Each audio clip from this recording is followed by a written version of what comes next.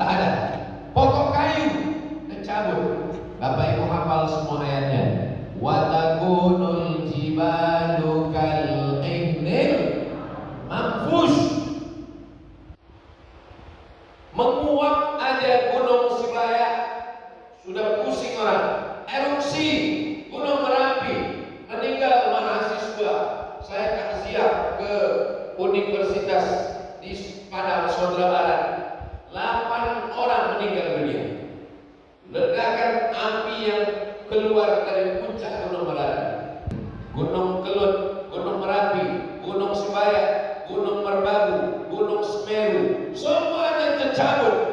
Kalau Gunung Merapi bisa tercabut dari dalam tanah, karena tanah ini tidak bergerak. Kenapa tanah ini tidak bergerak?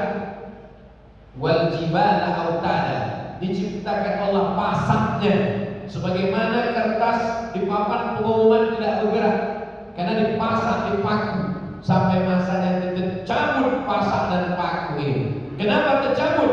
Karena Allah berkehendak mencabutnya. Saat itu tak ada tempat kita bernaung, tak ada tempat kita berlindung. Nabi mengatakan, kullu mri'in tahta zilli shadaqati.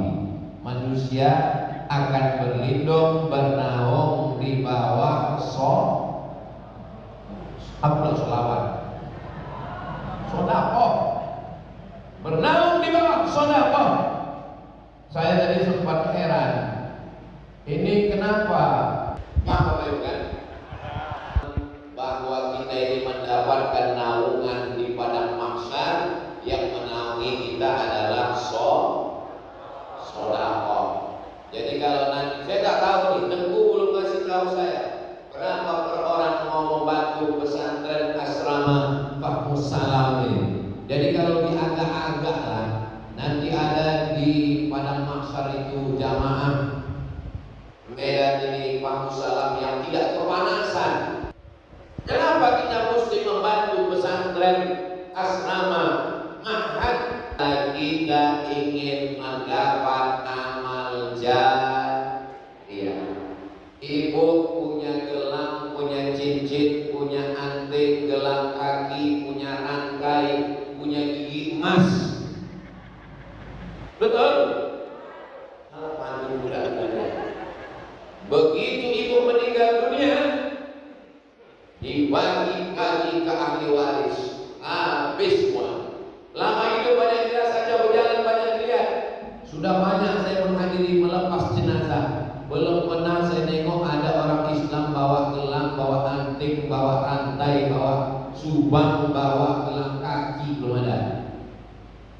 Lalu yang amal jariah yang mana?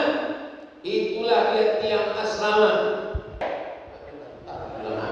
Kita ini mati, kiamat masih lama.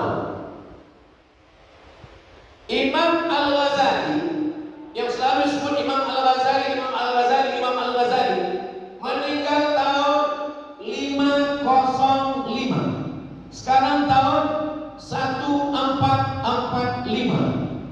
1445 kurang 505 berarti sudah 900 tahun meninggal. 900 tahun di dalam liang lahat. Imam Al-Ghazali mengalir pahalanya. Kenapa? Kitabnya Ihya Ulumuddin wajib dibaca di setiap pondok. Dari mulai Maroko sampai Merauke, pesantren membaca kitab Ihya Ulumuddin, mengalir pahalanya. Kita kalau meninggal, kitab apa kita yang dibaca orang? Buya Hamka meninggal sudah berapa tahun? 43 tahun Buya Hamka sudah meninggal, tapi pahalanya tetap mengalir. Kenapa? Buya Hamka menulis Tafsir Al-Azhar, Buya Hamka menulis novel dakwah Tenggelamnya Kapal Panderwick, Buya Hamka menulis kitab Tasawuf Modern, Buya Hamka membangun Masjid Al-Azhar Jakarta. Kita kalau meninggal apa yang mengalir? Harimau mati meninggalkan belang, gajah mati meninggalkan gading, manusia mati meninggalkan kredit. Diambil oleh viewer, follower, dan subscriber. Tengoklah pujian-pujian orang. Apa-apa kata orang. Dipuji Puji orang mengumpak lubang hidung kita sebesar terowongan Mina. Ujub, merasa hebat, merasa mulia, hilang amal. Tapi saya masih yakin ada satu amal yang mengalir. Apa dia? Bantuan untuk asrama Fahmus Salam, insyaallah. Yang untuk almarhumah emak saya, supaya pahalanya mengalir untuk almarhumah. Dari saya 100 sak semen. Mudah-mudahan mengalir pahalanya ke almarhum. Tahun 1926, tahu Bapak Ibu Syekh Abdul Haqqan? Bersilam, meninggal 1926. Sekarang 2024. Dari 1926, 2 tahun lagi 100 tahun mengalir pahalanya. Berapa murid dia? Khalifah tarekat Naqsabandiyah. Dari Pekanbaru saya naik mobil 2 jam. Habis itu mobil di sini naik sampan 2 jam sampai ke dalam hutan. Tarekat Naqsabandiyah. Terkejut saya. Dalam sejarah Riau tidak ada gubernur yang pernah sampai ke dalam ini. Saya tanya masyarakat, ada gubernur yang pernah sampai kemari? Enggak ada, Pak. Bupati pernah pas mendekat-dekat kampanye. Ada tarekat Naqsabandiyah mengalir pahalanya ke Syekh Abdul Haqqan. Ini Naqsabandiyah mana ini? Naqsabandiyah Syekh Abdul Haqqan. Begitulah dakwah mengalir sampai hari kiamat. Ya mursyid, ya ulama, kita orang biasa. Saya juga ingin dapat amal jariah Pak Ustaz, tapi saya bukan tengku, saya bukan ulama. Selesaikan pembangunan asrama. Yang ketiga, kenapa kita mesti menyelesaikan pembangunan asrama Pak Ustaz? Kalau karena kata Nabi, dawu mardakum bis shadaqah, obati orang yang sakit di antara kamu dengan sholat pula. Ini cerita, jangan dibelok-belokkan. Cerita kita ini tentang sedekah. Obati orang yang sakit. Yang ketiga, obat dengan sedekah. Adik-adik santri, ingat, yang pertama perlindungan, yang kedua amal jariah, yang ketiga mengobati orang sakit. Ingat baik-baik. Kenapa? Ini akan keluar dalam UAS, ujian akhir semester. Siap tausiah ini, nanti ku minta satu orang naik ke atas, bertanya. Kalau tak bisa menjawab, bilang sama Dokter Fahmi, jangan naikkan kelasnya 3 tahun betul-betul. Yang ketiga adalah dawu mardakum bis shadaqah, obati orang yang sakit dengan sedekah. Ada ibu-ibu isken USG di dalam rahimnya, mohon maaf, ada sebesar bit logam, maaf, kista sebesar bit logam. Kata dokter, kistanya mesti diangkat, kalau tidak nanti berkembang kanker. Gimana cara ngangkatnya? Diangkat sama-sama rahimnya, dicabut kistanya, ikut rahimnya. Jadi kalau rahim saya dicabut, saya nggak bisa punya anak, nggak bisa punya anak lagi. Mendengar nggak bisa punya anak, menangis ibu ini. Suaminya senyum. Ibu diingat dengan hadis Nabi, dawu mardakum bis shadaqah, obati dengan sedekah. Dia pun bersedekah. Akhirnya datang lagi ke rumah sakit, medical check up. Dicek, dokternya pula bertanya, makan apa? Biasa makan nasi. Minum apa? Biasa minum air putih, minum teh manis, minum kopi, minum susu. Tidak ada berobat apa-apa. Tidak ada berobat apa-apa. Hanya memakai terapi sedekah. Ternyata kista yang sebesar bit logam mengkerut, mengecil, hilang. Kata dokter, tidak perlu operasi, rahim tak perlu diangkat, ibu sudah sehat dan bisa punya anak lagi. Istrinya senyum, lakinya pulang nangis. Gagal program. Terus story kisah nyata orang yang masih hidup. Nanti kalau ibu bapak datang ke Riau, kujumpakan sama orang. Namanya nggak boleh sebut, menjaga kode etik jurnalistik. Terbukti kisah. Hadis Nabi itu bukan datang dari pikiran Nabi. bukan dari hati Nabi, tapi dia wa ma yantiqu 'anil hawa in huwa illa wahyun yuha. Makanya datang ke asrama Fakusal. Yang keempat, kenapa kita mesti menyelesaikan asrama Fakusal? Yang keempat alasannya adalah sadaqatus sirri tudfi'u ghadaba rabbi kama yudfi'ul ma'an. Sedekah kita untuk asrama Fakusal memadamkan dosa seperti api memadamkan air. Menyala api karena dosa. Bagaimana cara menghilangkannya? Dengan istighfar. Betul. Mandi taubat. Betul. Salat sunat taubat. Betul. Berdoa. Betul. Ada satu lagi. Bersolat. Astaghfirullah.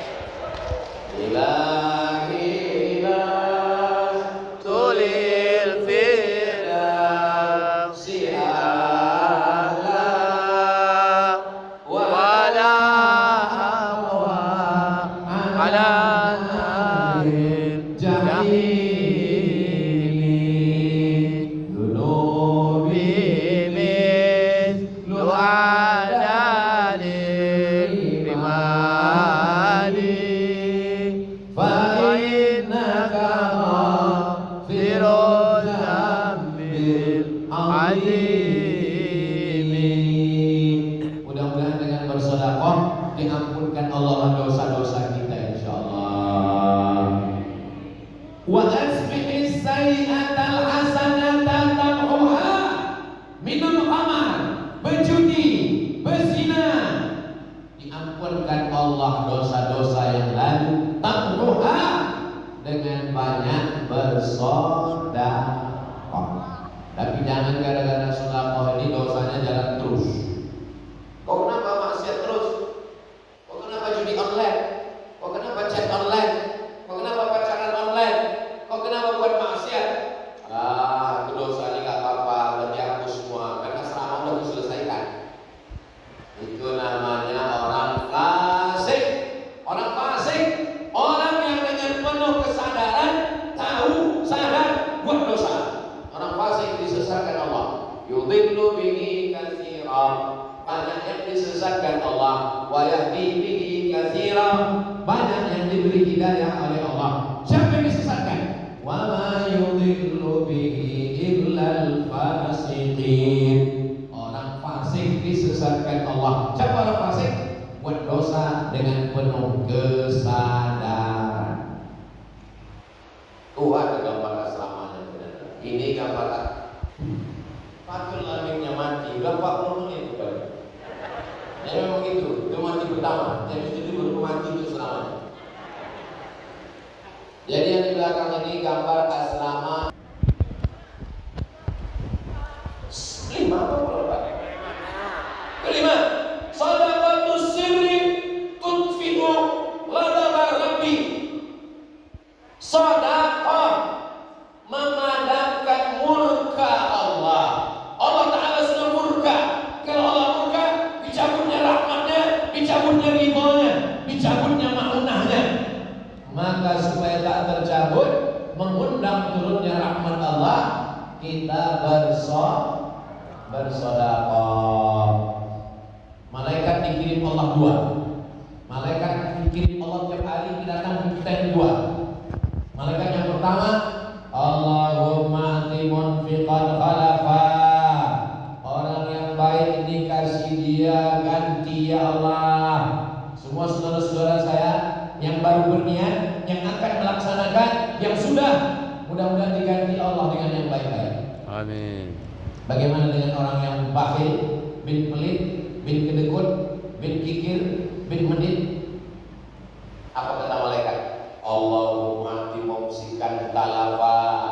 Orang yang pelit, tak mau bersedekah, binasakanlah dia ya Allah. Saya tak percaya ceramah Ustaz Somad itu. Katanya orang pelit binasa. Itu tetanggaku pelit, rumahnya besar, mobilnya besar, motornya besar, bininya besar. Ini orang ini nggak paham konsep Yang dimaksud dengan rahmat, semua rezeki yang membawa kita kepada ibadah, itu rahmat. Tapi kalau laknat, walaupun punya mobil, tak pernah sembahyang, mobil laknat. Motor yang dibawa pengajian, motor rahmat. Motor yang dibawa pengajian, motor berkah. Tapi kalau dibawa ke diskotik, buat maksiat, laknat. Ini yang orang banyak salah paham. Dianggapnya kalau kaya, rahmat. Kalau susah, laknat. Kalau sehat, rahmat. Kalau sakit, laknat. Salah. Kalau sehat, beribadah, rahmat. Kalau sakit, sabar, bisa jadi rahmat. Kaya, menolong pesantren, rahmat. Kaya dari duit haram, laknat. Islam datang merubah cara pandang kita. Mudah-mudahan harta Bapak Ibu semuanya jadi rahmat, insyaallah. Berikutnya yang ke-6. Yang ke-6, shadaqatus sirri tadfa'u mitatassu. Sedekah menolak mati su'ul khatimah. Allahumma khtim lana bi husnil khatimah wa la taqtim alaina bi su'il khatimah. Ada satu. Kalau kita mau selamat dari su'ul khatimah, maka bersedekah. Ada seorang laki-laki salat di belakang makam Ibrahim. Insyaallah Ustaz Somad akan berangkat umrah pada bulan Februari 2024. Sekarang bulan Januari, Februari. Di belakang makam Ibrahim tidak ada kematian yang paling indah daripada ini. Heran semua orang. Apakah dia ulama? Datang orang ke rumahnya, berjumpa dengan emaknya. Oh, ya, anak ibu yang kemarin mati di belakang makam Ibrahim pas sujud terakhir. Iya, dia ulama? Bukan. Apa amalnya? Aku tak tahu. Makannya biasa, tidurnya biasa, ibadahnya biasa. Beberapa hari setelah dia meninggal, datanglah anak yatim dibawa ibunya. Assalamualaikum. Waalaikumsalam. Kamu siapa? Saya ibu tunggal, ini anak yatim. Siapa kalian? Kami takziah karena anak ibu yang meninggal kemarin itulah yang membagi sepertiga gajinya tiap bulan untuk kami. Di antara keutamaan sedekah adalah mati husnul. Makanya nanti kalau suami ibu meninggal, seminggu setelah itu tiba-tiba datang janda bawa anak yatim, itulah ciri husnul. Bukan ini dia.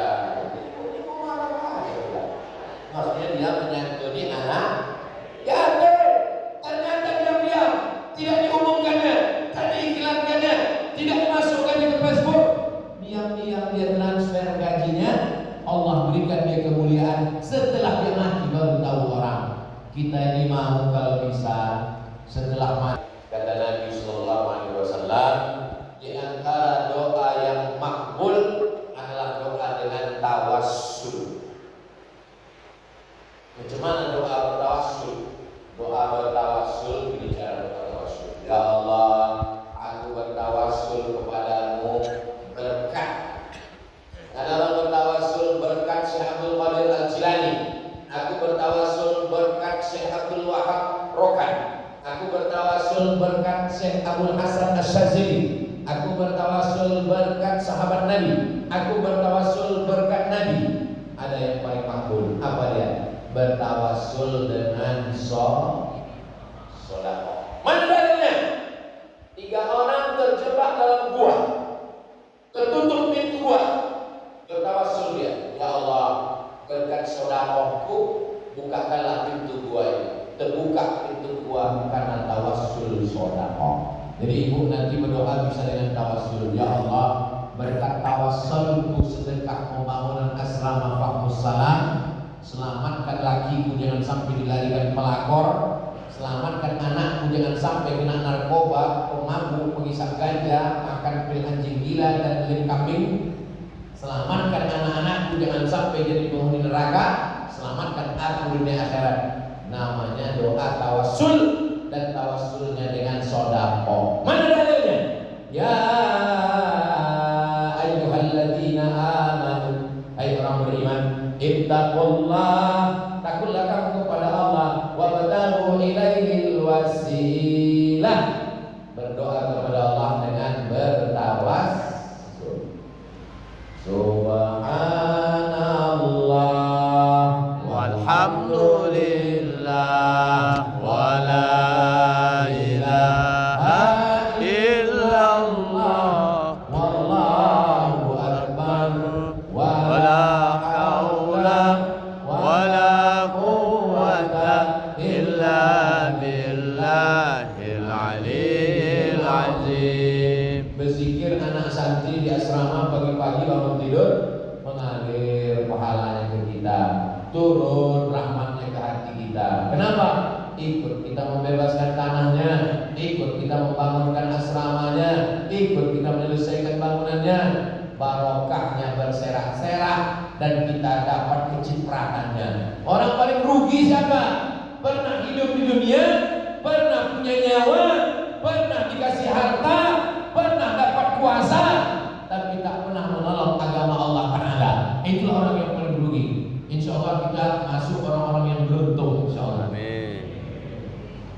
Sallallahu ala Muhammad, sallallahu alaihi wasallam,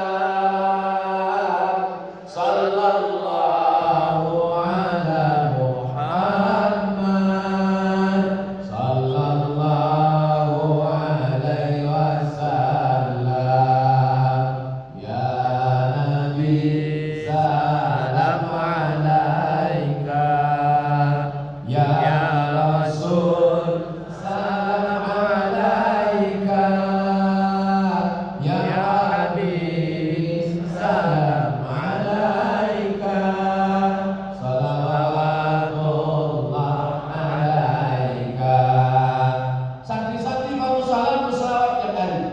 Pagi berselawat, siang berselawat, malam berselawat. Selawat yang mereka baca Simtun Durar, selawat yang mereka baca Riyahul Lamin, selawat yang mereka baca Dibai, selawat yang mereka baca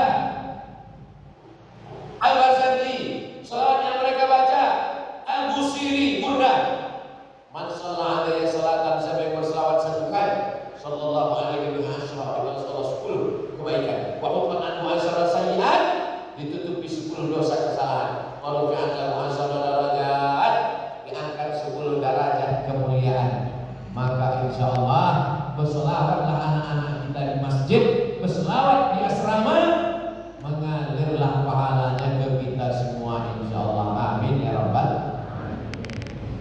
Saya tadi mulai jam 8:30, sekarang sudah jam 9:30 kurang 10. Ternyata kalau kita ceramah di depan orang yang baik-baik, yang niatnya mau bersedekah, itu waktu tak terasa berjalan begitu cepat.